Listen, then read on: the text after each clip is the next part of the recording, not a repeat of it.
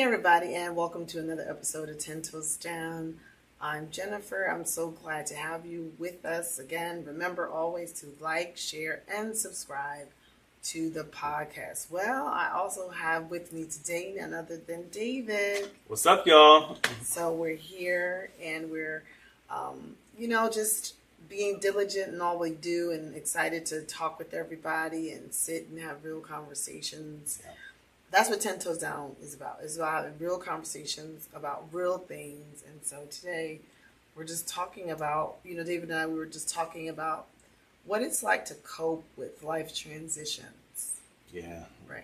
Yeah. I mean, life's transitions. There's all kinds of transitions. I think that we tend to go to certain coping mechanisms when it comes to stress and getting over certain things. Right. But before we dive right in, right? Sure. We're talking about coping because a lot of people are going through different changes right now. Yeah. There's always something to go through. Right. I feel like there's just a lot. And even as the seasons change, right? People have a hard time coping with changes in season. I mean, something so simple though, it's like a real thing. You know that, right? Yeah, man. Summer's great. I'm gonna change that. I mean, depends because it was rather hot, So where we are, we experience all four seasons, and no matter, depending on where you are, you may not experience that, but it's like people struggle sometimes in coping when things change, right? And so that's a real thing, is coping when things change. And there are mechanisms and there are different things we can do. Right. But, it's just not easy all the time. Yeah, I mean, I think some are healthy. I think we have to figure out how to handle things, right? That's part of coping. Some are healthy, some aren't. I remember a time when I was pregnant.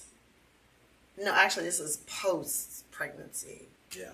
And I remember eating a box of donuts. It was 12 donuts in a box. And I remember eating donut after donut after donut. Mm-hmm. And then I would say, David, I need another box of donuts. Yeah. I remember feeling like that boy that give his mama drugs. What she saying? You know what I'm saying? I felt bad, the boy that gave his mother drugs? Yeah, you see in them hood movies where he's selling and his mom's addicted, and he would rather give it to her than have her go out and do whatever she can to get it. Yes, I've definitely seen that in the movies. That's what I'm talking about. It felt like that in the movies where it's not good for you, but my wife wants some donuts, so I'm going to get you the donuts. Yeah. And I was eating literally 24 donuts in the course of 2 days. I'm sorry, a day. Yeah. It was a lot of donuts. But nice and thick though. Right. But at the time I was going through postpartum depression and I didn't know it. Right. I had no idea. So for me, right, that's a way that I was coping, even though I did not know I was going through something. Food was my outlet. Yeah. I would eat and eat and eat. Okay, question for you. Yeah. Going back to that time, would you have wanted me to be more attuned or to do something different to help you in that? Because it's you're struggling going through postpartum depression. I mean, I'm just trying to get it all together as well. But is there something I could have done differently, or was there things I did that helped? I have no idea how to answer that. Fair enough. Because I feel like there are times when I did not know. I was going through something and I was oblivious. I was oblivious. I did not know, or I did not realize I was going through something. So no matter what you would have done, I didn't know the space that I was in, right? And I think that's so many people end up in that place where you're going through something and you have no idea. Yeah. So it's like you don't know what help you need until you know you need help. Does that make sense? Like you don't know the help that you need until you need help. Right. Until you realize that you need help. And so for me in that time, coping for me was food. What about you? Like, have you been through some things in life? What did you use as a coping mechanism in life's transitions or changes? Yeah. I think, September 1st, 2016, I lost my mom. And so we just passed another September 1st. And it's almost 10 years ago now. But it's still like when that happened, when that date comes around, I still feel it. Yeah. I miss her. And yeah, but you sleep as a coping mechanism, I believe. Oh, yeah. Yeah, I'm just like, I'm very good at sleeping. That is a skill. I have a talent. If you told me to go to sleep right now, I could do it. It doesn't take much. And so I think that for me, but I get tired, Jen. Yeah. Like my body is just like, all right, whatever is going on, my energy gets sapped. I'm just like, I need to sleep. And when I sleep, it's almost like I get rejuvenated. Mm-hmm. So I feel like that's a healthy coping mechanism to a point. I mean, you can't sleep all the time, but like, right. If I need to take a nap during that time, I hope you give me the grace to take naps. I don't know. The Lord got to work on me with naps, but that's a different I conversation. don't know if your wife, but a different day. Man, I can't take a nap.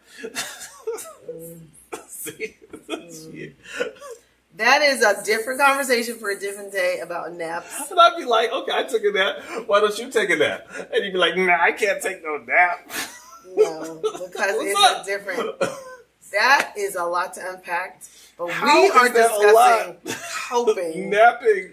Yeah, napping is a lot to unpack. We can have a whole podcast episode on napping. We can have a whole podcast about naps. I'm taking a nap right now. Yeah, well, go to sleep. And sleep. That's what I'm talking about. But, so I find, right, so that when you're coping with something, you tend to rest or go to sleep. Mm-hmm. But there's some other things, right, I think that we can find ourselves in different things to cope. Like, for example, I know when I've had a long day or I've done a lot of things, like I've worked, I've done all this other stuff. I've been there for everybody else. I've been there for the children. I've been there for the job. My husband needs this. So I'm trying to be there for everybody. And at the end of the day, for me, I love to go on TikTok. And I love white noise. And I will watch a TV and the TV will watch me to sleep. And it is like the best lullaby. It is the best cradle rock ever. And I just zone completely out. And I just find that it helps me to cope with the stress of the day. Yeah. And it's interesting how like coping mechanisms, one will work for you, but it won't work for the other. Yeah, or somebody else. I want to take a nap when I'm struggling, and it don't seem to work so well. Yeah, I don't know about that one. I'm just saying, but even with that TV piece, like for me, if I'm watching TV, I'm like watching TV. So many times you'll go to sleep and I'll be like another episode in on Netflix, just like I should be going to sleep, but I'm watching it now. So it's like the coping mechanism, it messes me up sometimes. It can mess me up. No, but I'm just saying for me, white noise helps me to cope with stress. It helps me to cope with other things. Yeah. And I mean, and you know what? And I know what I'm about to say may not sound the best as a, woman of God or whatever, but, I just know how to be 10 toes down. Every now and again, I might have to listen to a trap song. Every now and again, I need to listen to some level of trap music. I've said that publicly. Every now and again, I need to listen to some little ratchetness. Just for a moment or a break in my day. Like, I need to know it's 7 p.m. Friday. You know what I'm trying to say? It's 95 degrees. And I just need, you know what I'm saying? I just need that every now and again I don't know why, but I do. I need to hear something different. Why you listen? We listen and we don't judge. What? I can't look at you. You know why I look at you like that? Because when I hear trap music, typically I know something is wrong. Like I'm like, oh Lord, I hear all this bass. We not gonna party tonight. It's gonna be a problem. That is hilarious. It has now conditioned me. If I hear trap music in my house, yeah, it might be a long night. It might be. It might be a long night. It might be Like, a long night. Do you come in peace? It could go either way.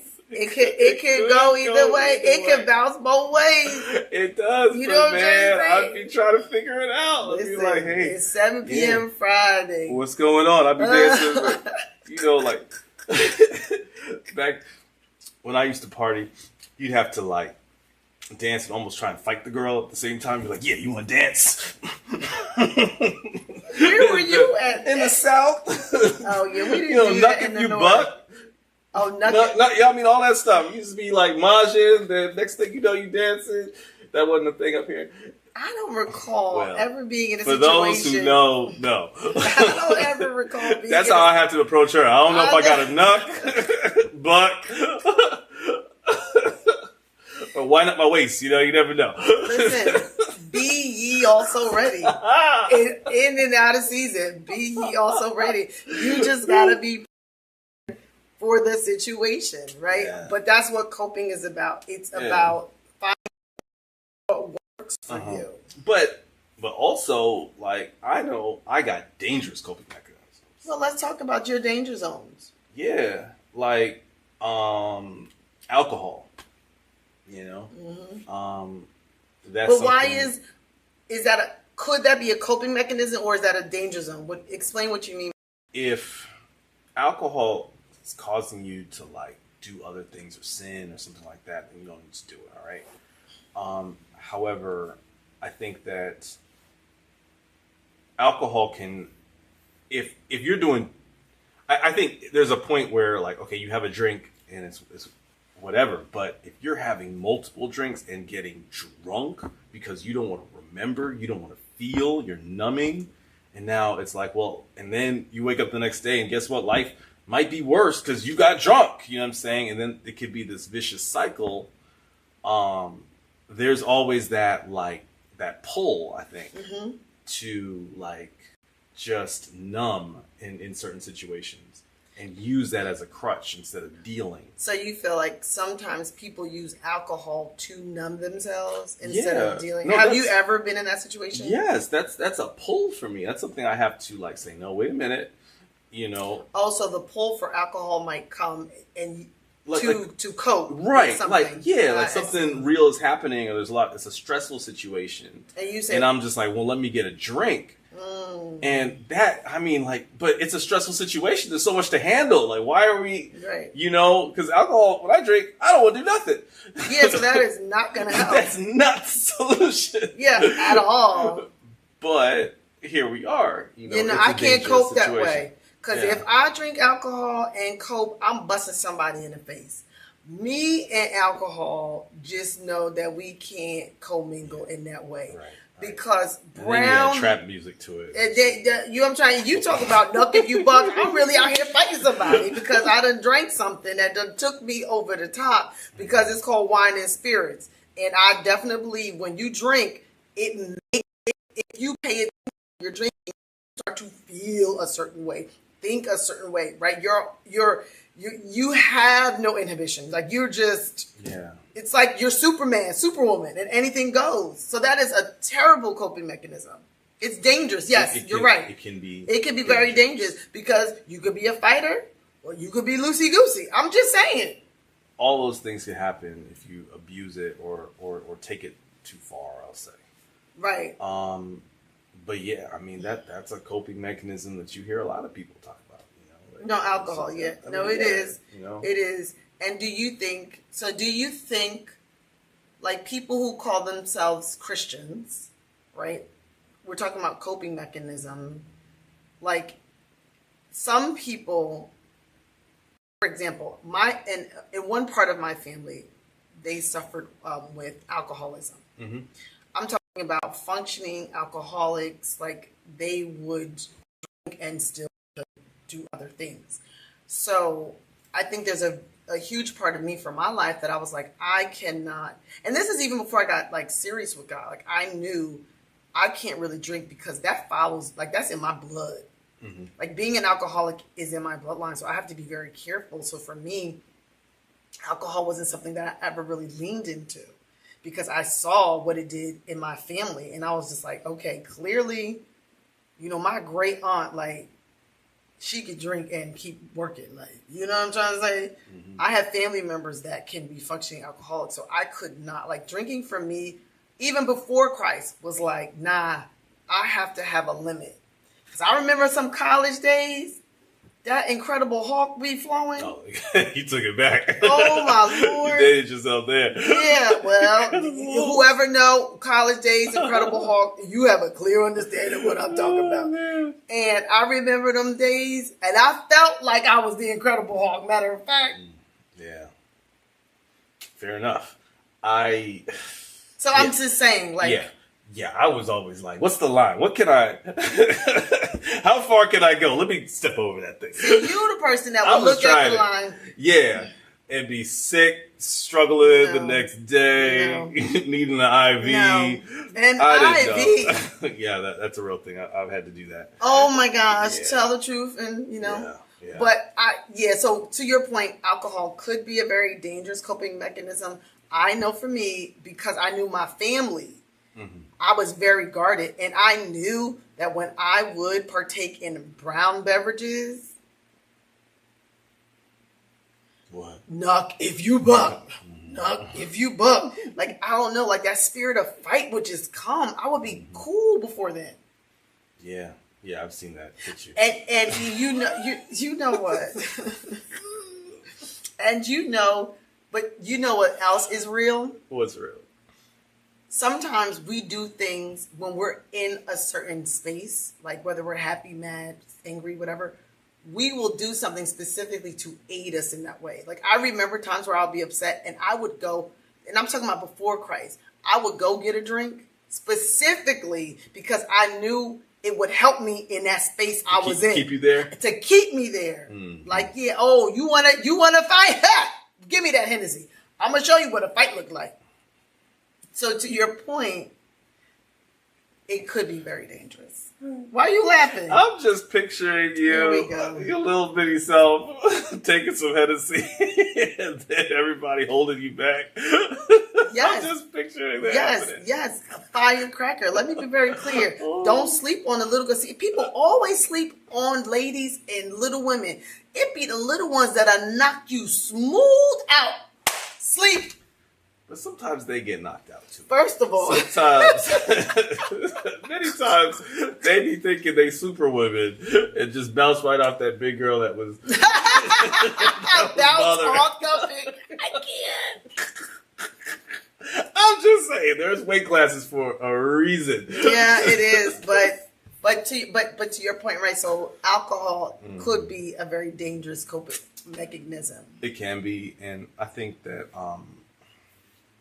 it's important to like if that's something that pulls you, like what do you do? What do you say to the person that something goes wrong and they're reaching for a drink and they know that drink could lead to this and the other? How do you, being in a stressful situation, like not go to the dangerous coping mechanism? What does that look like? Well, you know what? You have to have some level of discipline, because if you don't have any of that, then you're going to go to that, right? So if you are in a stressful situation, a lot of pressure, and you're in a dangerous coping mechanism is calling you, then you have to be grounded in some level not to do that, right? Like I know, for example, I know some men who deal with prostitutes, right? They've told me stories like that was something that they did to cope. Right now, I'm like, you're bugging. That's wild. You're risking and messing with your life. But for them, that is how they cope. Some people cope in silence, right? Instead of talking or going around people, they become very, very disconnected from the world, and they just hibernate, and they go, and they don't interact with anybody. So I feel like in order to not lean to the dangerous coping mechanism, it's hard to do that when you don't have a solid foundation in God. If you're not rooted and grounded in God, whatever's pulling you, you might lean towards that. Yeah. Because you have nothing to counteract that balance. Yeah. In Proverbs, I got a Bible verse. Proverbs 25:28, it says, "A person without self-control is like a city with broken down walls." Broken down walls. So back in the day, a strong city had walls to keep people out, so that an army could show up and they come to that city and they just like, well, that's going to take some time. I don't know if we really want to deal with that one right now, because there's a whole city here with no walls. I'm gonna go take that one right now. And it's like you have without self-control, anything could come over to you and get you. Right. Like you just vulnerable. So then, so if you don't have any self-control, that's real. Anything could just pull you. But that's what I'm saying. But that self-control breaks down to like that foundation in God, right? Having a foundation in God will help you in those stressful times when you're trying, what you're trying to cope with. Yeah. But that's why I tell, like, you need God. Now, some people say, well, I can cope and I have God. Okay, cool. That might work in some things. Yeah. In some things that might work. But what I have found in my life is that when I'm going through hard, difficult times, I've had God. And God is the thing that has been able to keep me when I feel like I can't keep myself, keep my mind. Yeah. You understand what I'm trying to say? For sure. I think there's also a level of discipline, though, and habits that you form. I think our mind gets in these ruts where we do certain things when certain things happen. And so what are some bad habits that you've had to conquer that people deal with? Come on. I mean, well, porn. I mean, I'll just say it, Right. That was that. I'm transparent. I mean, I'll say I started watching porn when I was really young. I mean, like, hitting puberty type stuff. Can we just talk about this for a second, Yeah. for 2 seconds, right? So something you struggle with was pornography. Got Yeah. it. And you said you started young. How do you start so young in something like that? I mean, how? I mean, I was pubescent, and I was just kind of drawn to it, from looking at Victoria's Secret catalogs that used to come in the mail. Right, because back in the day, you didn't have social media, so you had to look at the Sports Illustrated. You had to look at the Victoria's Secret. Like, you had to look at the magazine. It was back. I mean, we're talking about, like, what was it, 90s? Wow. Yep. So yeah, like it was like stuff like that I realized that I liked. It was things that I had access to. It came in the mail. It was just laying around the house, right? And then you over here peeking at Victoria and learning her secrets. Yeah, well, Tyra Banks was on there. Yeah, Tyra Banks, you took it. She looked like she had a lot on her mind. She did have a big forehead, but I mean, she had some other things too. Lord, we thank you for deliverance. We thank you for deliverance, right? But that was a bad coping mechanism. Well, yeah, and it started out just as like, something I just like discovered, and it was, but then over time, obviously, access to these things got easier and easier. Right.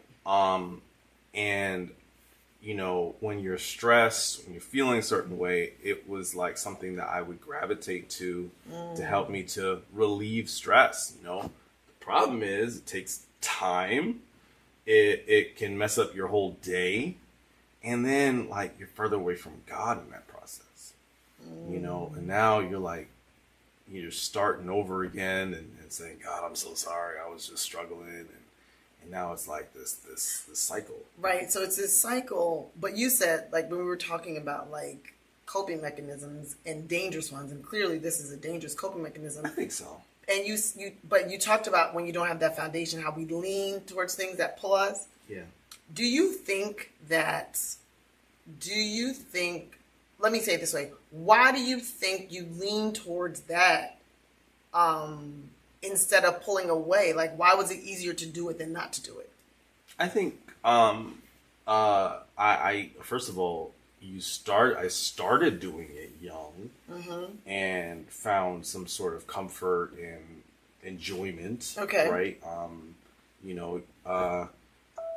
And so now I have a place where I can immediately get comfort and enjoyment.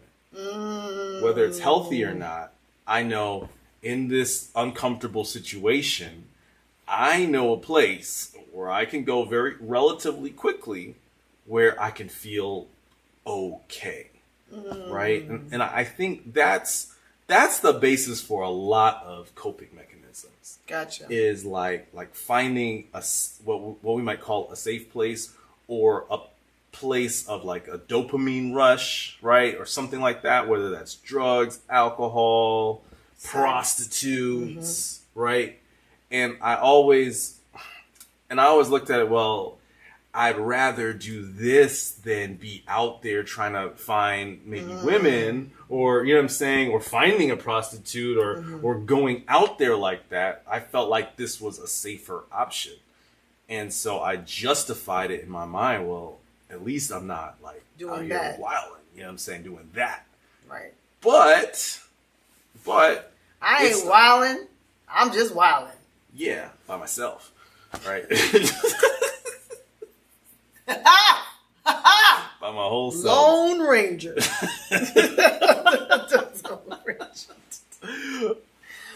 Right, but you. Yeah, and so it's like what turns into a coping mechanism can become now just a habit, and before you know it, it's like just a rut in the addiction, and these things are designed to be addicting. You know? That's interesting, right? So you talked about how like this thing, like how pornography was a coping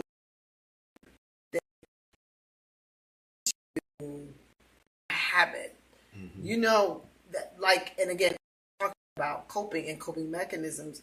Let me tell you and this is a coping mechanism that people will not. Well, people may acknowledge is a problem, but I will say is a problem is shopping. Yep. That is That's another real. one. That's and real. I'm going to say it. Boy, deliver me. Lord, please deliver me from let that be real next time. Deliver me from TikTok Shop, because honey, the TikTok Shop got so many cool little gadgets. I mean, I got a new toothbrush sanitizer. I have a new toilet brush cleaner that is disposable. I never got to get it dirty. Yeah. I got new pads for my sink. I mean, the cutest little gadgets. But though I'm not coping in that way, I have been in places in my life where I would buy things to cope for other things. Yeah. And I think a lot of people don't understand that. Like, that's a low key. That's not even low key. That's real. That's a real, but for some people it's low key because they don't acknowledge it as a coping mechanism. People shop for happiness. People shop because they're lonely and they're trying not to feel lonely. I mean, it's real. And the issue with shopping is that you buy something and you look at it and you're like, isn't this so pretty? Isn't this so nice? Yeah. Isn't this gadget awesome? But the TikTok things be cheap and break. Right, that's one thing. Or or if you buy shade right there, you go ahead and break. I felt a little shade. Like, don't be talking about my TikTok gadgets. For real. Listen, it did not break. For clarification, we had to charge it. Okay, all right. That juicer, I just did what I normally do. That thing almost took an L We had to pour the blood of Jesus in that thing to make We it come had back. to pour the blood of Jesus in the juicer. You know what? Leave my juicer alone. But you drank that beet orange juice, carrot juice. But the one I did almost was the last one. Tell it, it was not the equipment. It was the user. Yeah. Okay. I just put everything in there like I do with my other juicer that we have. Anyways, but that's besides the point. Or right? is it? Go ahead. Or is it? Right. But yeah, you buy something shiny and nice, whether it's especially like bags. Like we buy all these designer bags and stuff like that, and they nice until it's sitting in your cupboard next to the next bag, and it turns into a regular bag, and Right. you're like, oh, I need a new bag because this one isn't giving me joy anymore. Right, and I think a lot of the times we don't realize we are looking for things to fill gaps and holes in our lives. Right. And so shopping to me can be a dangerous one because you don't realize like I know somebody that health fanatic and doing all this healthy stuff, and I'm like, well, you're doing all this healthy stuff because you're connected with somebody who's unhealthy. Like you're trying to cope and you're trying to subsidize and you're trying to make up in another area of your life, right? So it's interesting, but shopping can be really, really, to me, I call it a very low key way to cope, and you don't realize it. Yeah. And then you look up and you got all this stuff. Right. I think that's akin to like gambling is another one. You know, similar concept. And I'd say that, especially in America, our society, it's weird, but it's like there's all these traps that are set up in marketing in our day to pull us into something that can grab us, keep us, right? Gambling for one, sports betting, or going to the casino. They're set up. You know, to keep you there. Yeah, I don't. Now the casino is definitely coping. Some people will debate that. Yeah. I have, like, for the life of me, I have tried to understand how, and maybe somebody can help me understand it in the podcast that's listening. How does sitting in one seat, putting quarter after quarter, after nickel after quarter, or now, I'm sorry, they got cards, swipe after swipe. What about that is gratifying? What about hitting a little button on like those what do you call those machines? The Those slot machines? The slot machine. Like, what about a slot machine brings you joy? Well, I never really got into slot machines. However, the same technology that they used in slot machines is the same technology that they use in social media now. All right. And that has got me. Right. So I understand a level of addiction that can come because you open up your phone and you see all this new stuff and this learns you and it learns, but it doesn't just give you everything you like. Yeah. It gives you stuff that you don't quite like too. And that's the key, right? So in the slot machine, you'll win $5. Yeah. You'll win $10 and they'll put it back on your card and they'll be like, do you want to do it again? Because you could win $100. Right. You could win $500 and then you go and they take that money back. And then it's like, well, you know, you lost that, but you did win 10. Right. And maybe you might get 20. So they make sure to give you money here and there. Yeah. And then not so. And same thing with social media.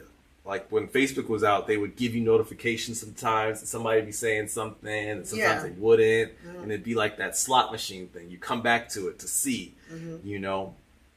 And I've definitely been susceptible to that, or even on those like little games on your phone. Remember Candy Crush?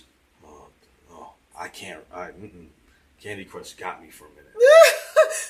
Many people, it was so bad. I remember so many people were so addicted to Candy Crush that I said to myself, I will never play this game because everybody was like, I gotta play Candy Crush. And I'm like, what the heck is it about Candy Crush? Oh, I'll explain Candy Crush because I have found that I'm susceptible to that. Like, you're susceptible to Candy Crush? 100%. You better go find some Tetris. No, Tetris is worse. No, I could shut Tetris off because I downloaded it on my phone one night. I think you started it, and I was like, "Well, let me get that." And I'm here playing. Jed's asleep, and I look up. It's 4:00 in the morning.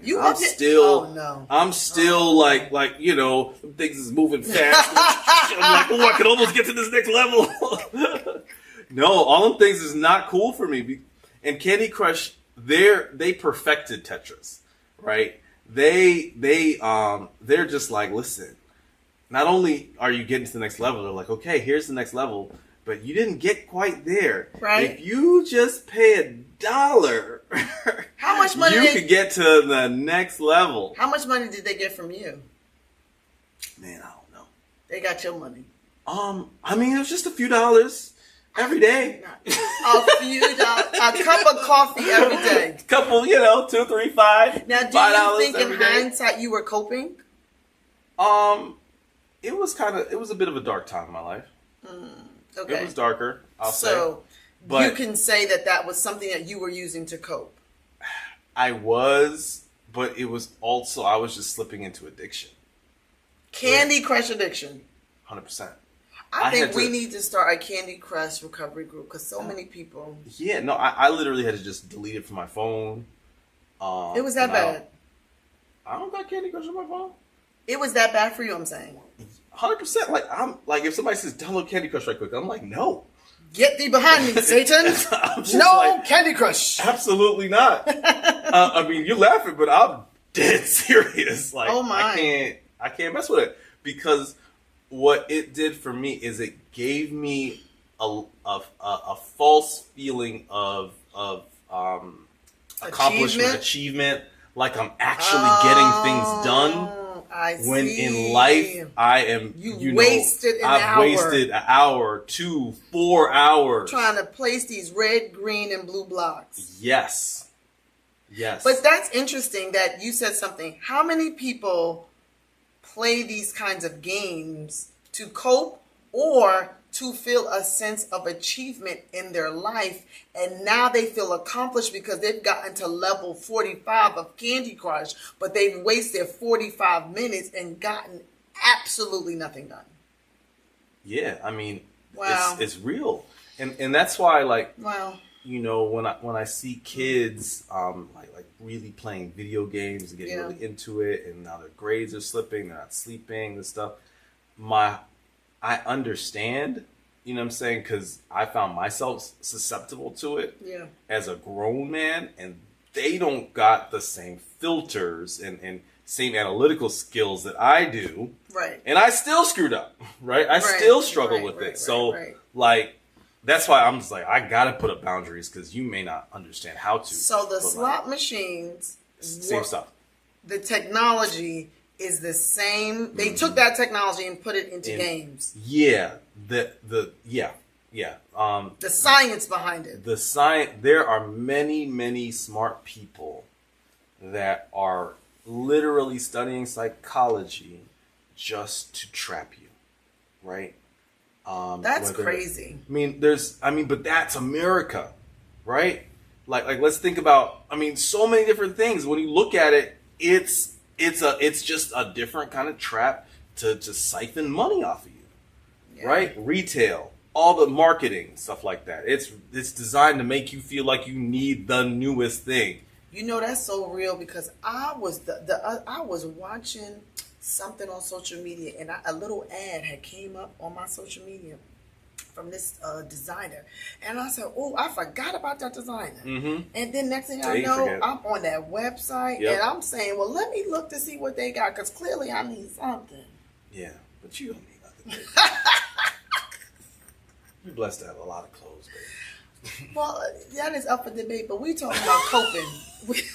We are talking about yes, exactly. It's exactly what we're talking about. We are talking about coping, but I was simply saying, like you were saying, like gambling is Oh But no, coping no, I'm saying and addiction can turn into addiction. But there's all kinds. America has all kinds of traps. You got gambling, right? You got smoking. All right. I was just doing research. It don't take much for people to get addicted to smoking. It doesn't. Vaping. It's like one cigarette can one do cigarette, it. you're hooked, Two cigarettes, you're hooked. you could be hooked for the rest of your life. Like you out here just struggling to stay off of it. And the vaping got like twice as much nicotine as the cigarettes. And that's a whole like genre of trap, right? You got like Starbucks and coffee culture. I'm in that. I'm trapped up in that joker right now. Get out! Get out! I mean, I make my own now. No, get out! I don't understand the coffee culture. Anytime I have to go to Starbucks, I literally feel like I'm in another country. I pull up to the window. I am simply saying, hello. The lady say, and it always starts at, hi, welcome to Starbucks. How can I help you? And I say, hi, my husband said that he would like to order a oat milk latte. She said, okay, well, you want that venti grande? I said, who? Oh, yeah. And she starts asking me all these additional questions. I said, ma'am, I just want a coffee that got oat milk in it and some sugar. All this other stuff about venti grande, latte, mocha, latte, it sounds like a rap song. Yeah. And I had fluent. I'm fluent. You are fluent in Starbucks. Oh, yeah. And I had the lady cracking up at the window because I said, ma'am, I do not know how to speak Starbucks. Can you please translate this order for me? I need a large oat milk coffee with 1 squirt of something sweet. That is it. She bust out laughing. And then she repeated it in Starbucks language. Like, okay, that's an oat milk venti latte. Right. With a half pump of vanilla syrup. Yes. Got it. That'll be $9.50. Yeah, and I'm just like, okay. That's all I needed to know. But yes, that is another coping mechanism. And people don't even realize how much money they spend on that. Yeah, Starbucks is wild, man. They used to get us we used to be complaining about coffee being like $4 or $5. Y'all spending $10. It'd be like $8, $9 now. For a cup of coffee. Yeah, and it's wild.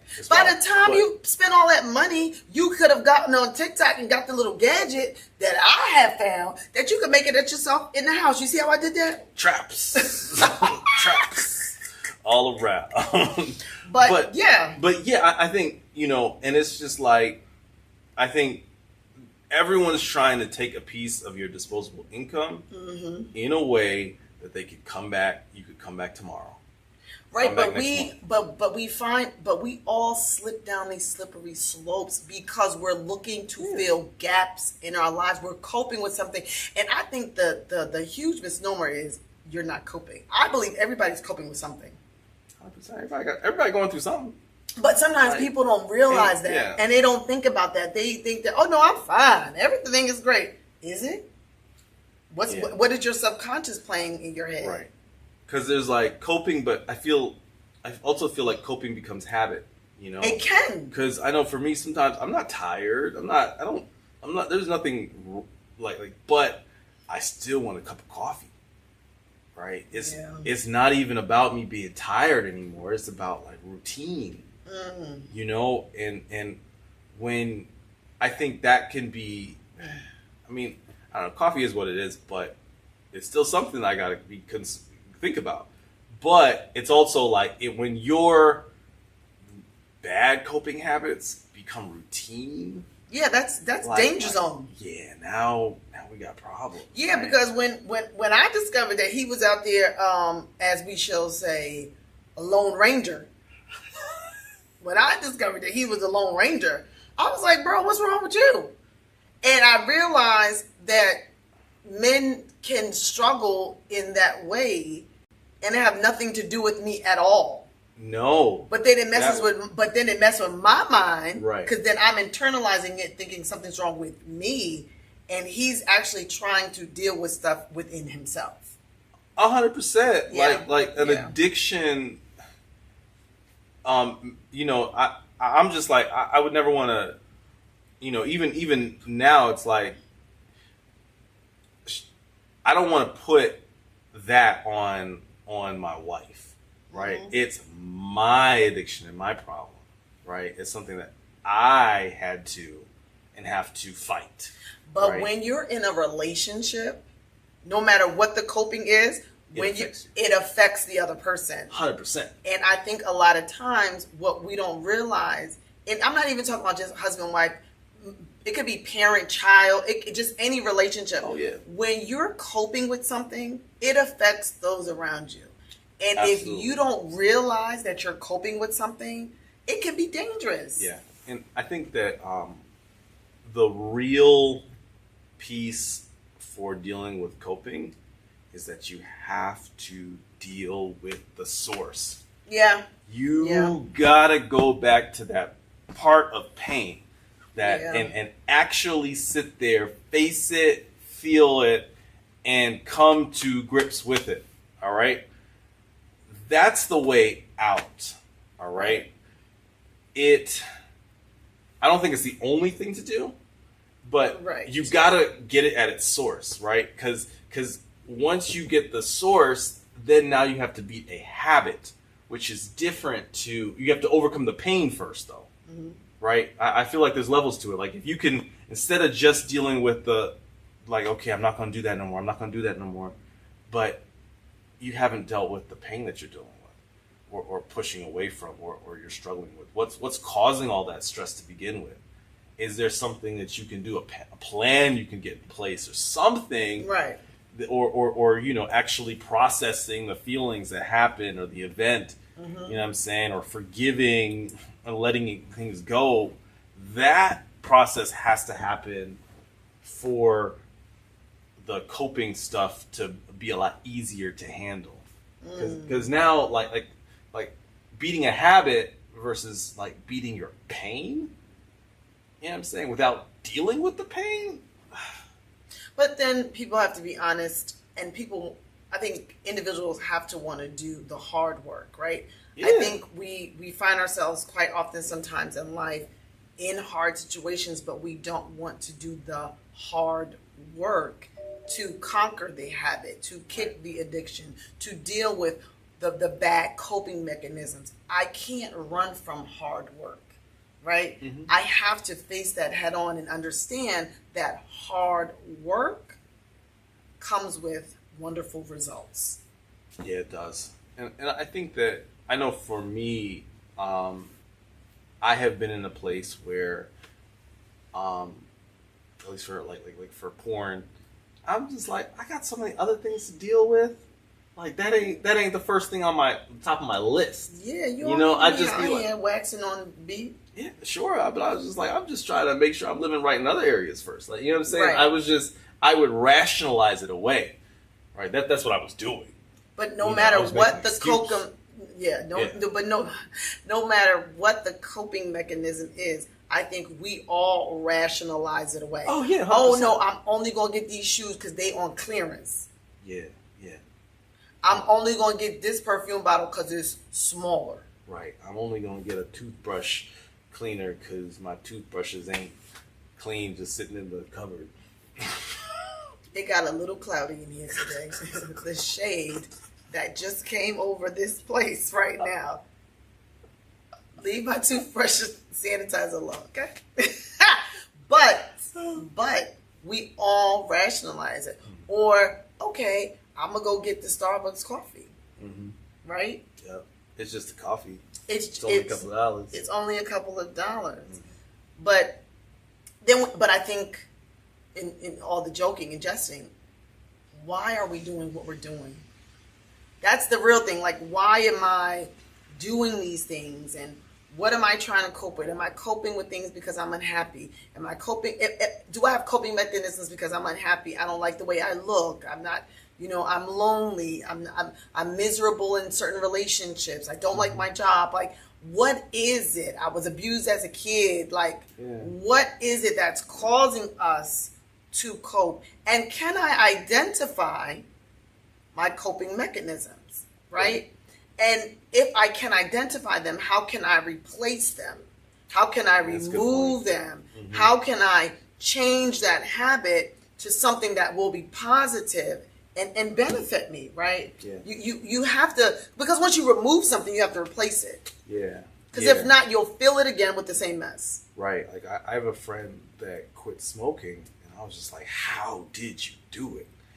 And he said he had to figure out what to do with his hands because he was wired to just to smoke, And so he said he went on a water fast where he wouldn't drink any other liquids but water for like 90 days. And so for him, he was pounding water. Right. Instead of smoking, he was drinking water all the time. And that worked for him. But what I found from that, I'm not saying everybody got to drink water like that, which it might not be a bad thing to do, right, Jen? Drink water? More shade again. Pray for the prophet. Pray for the prophet and let the living waters go from her lips through her teeth and down her throat. I am drinking more water. I am drinking more water. Pray for the prophet. But I'm just saying that was a way to replace something that could kill you with something that would give you life, right? So I liked that, like what he did and how that worked for him. I know for me, I had to like replace porn with my devotions, getting up early and saying, God, I'm focusing on you, and I'd be in the Word, and I would make sure in those moments too that I would like interact with my wife when I felt like I needed to go down that route. I would try and call her or text her or something there just to try to replace that what I thought was a coping mechanism with something that wasn't, with something more healthy. You know what I'm saying, and putting that energy into the right place. And I think we also in that mindset have to think about what the scripture tells us in Philippians 4:8, right? It tells us to think on these things.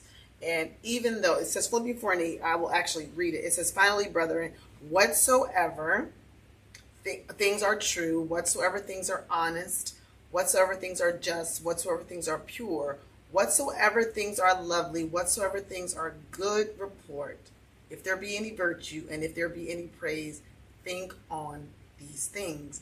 And I think it's so important that when you are coping and you're trying to replace a coping mechanism, it's important that you surround yourself with the right people and the right things. Because you can't try to remove something negative and stay around negative people and negative things. You literally have to be intentional and move yourself to a positive place in a positive space. And when you're trying to cope, it's important that you tell people around you. Like I remember when you shared with me, well, it wasn't a share. It wasn't me like, what you doing? What's going on? I said, boy. I screamed. No, he ain't screamed. What are we talking about? Don't traumatize this for the podcast. He did not scream, but it definitely was a raw moment when I discovered some years ago about the whole pornography situation. Yeah. And once he told me, then I could be a support system to help. But when you're coping with things, one thing that we don't often do is talk about when we need help. Right. Because we don't want to tell people I'm struggling. And maybe it's depression, maybe it's anxiety, maybe it's gambling, maybe it's alcohol. Whatever that is for you, you need to be able to communicate with somebody and say, hey, I need help. Yeah. Right? Maybe you're feeling lonely and you're trying to do something different. You're saying like, listen, I need help. Maybe you don't feel pretty enough. Maybe you don't, whatever that is, you're self-conscious about your body. Whatever it is, you need to speak up and tell somebody. Because more often than not, what I realize is there is somebody around you that's willing to help you. There is really somebody that's in your corner like, nah, you got this. Nah, you can do it. Put that down. Do something different, right? You can conquer this. You can overcome this. We actually were just sharing this with someone we know very closely who's dealing with smoking cigarettes. And they're like, oh, I can't do it. It's impossible. And we were like, but you do it all the time. And when we slow down the conversation and we help them realize, well, you don't smoke X amount of days throughout the week, and then you only smoke on one day or 2 days. And then they realize it was an environment thing. Like when they got around a certain environment, that desire would come. Right. You know, so it's really recognizing that at some point you have to surround yourself with people who are willing to fight for you and with you. But you have to open your mouth and say something. Listen, man, we all got coping mechanisms and things that we're coping with. But the Bible tells us in Philippians 4:8 that we need to think on these things. Yeah. And that's important. It is important. And I also believe that the Holy Spirit is here to really help you. For sure. If you want to be helped. That's a whole nother podcast. Right? Do you really want help? If you want to be helped, and then also like really submitting to him to do it. But there is, and to that point, like there is also a submission process, and there's a will. Like if there's something that you're dealing with in your life right now, or something that you're going through, and you saying, yeah, I'm coping and I'm realizing this is what I'm doing. These are the things I'm doing. Then I think what you need to do is you really need to go to God in prayer and say, God, I need you to help me, because I'm listening to this podcast and I'm realizing I'm doing this, because I'm coping, because I'm unhappy, because I'm lonely, because I'm whatever it might be. But the reality is, once you acknowledge it, then you actually can fix it. Listen, guys, we hope you enjoyed today. Listen, learning how to cope, coping mechanisms. We wanted to talk about coping because so many people are coping with different things. Don't forget to like, share, and subscribe to 10 Toes Down. We have a podcast every week. And remember, we talk about faith, family, and everything else. But these are real conversations with real people. Yeah. Where we are here to really help you along life's journey. Have an amazing day, and we'll see you next week. Take care. Bye, guys. Bye.